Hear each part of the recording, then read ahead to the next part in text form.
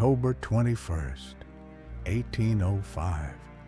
The waters off Cape Trafalgar churn beneath gray skies. Two massive fleets prepare to clash in a moment that will decide the fate of empires.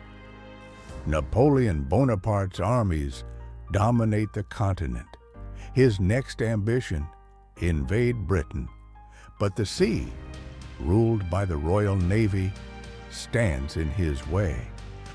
To clear the path, Napoleon orders his fleets in France and Spain to unite and destroy the British blockade. But the British are watching, and at the center of their response is Vice-Admiral Horatio Nelson. Nelson commands 27 ships of the line. Facing him, Admiral Villeneuve's combined Franco-Spanish fleet of 33. They have the numbers, but Nelson's men have unmatched training, experience, and his leadership. Instead of fighting parallel to the enemy line, Nelson proposes a daring move. His fleet will split into two columns and charge straight at the enemy, breaking their line apart. It's a gamble, but it promises chaos, and chaos favors the British, finding themselves outmanned and outgunned.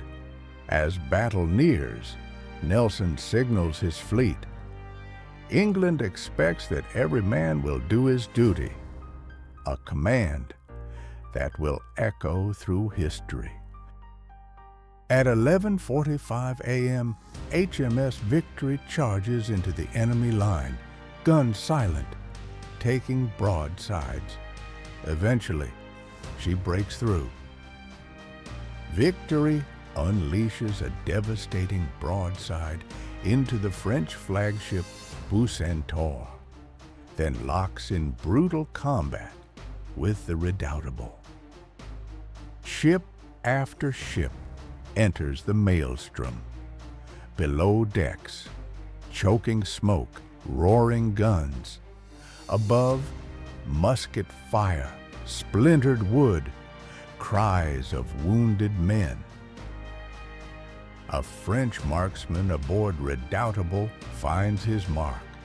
A single musket ball strikes Nelson in the shoulder, passes through his lung, and lodges in his spine. He is taken below in agony, dying, but even in his final moments, he asks only of the battle. When told of the victory he secured, he whispers, "Thank God I have done my duty." And with those words, Nelson passes into legend. The British lose no ships, but the enemy fleet is shattered. 22 Franco-Spanish ships are destroyed or captured. Nobody had seen a victory like this. Nelson's tactics revolutionized naval warfare forever. Lord Nelson is buried with honors fit for a king. A grateful nation turn out in numbers to pay their respects and proceeds to build monuments in his name.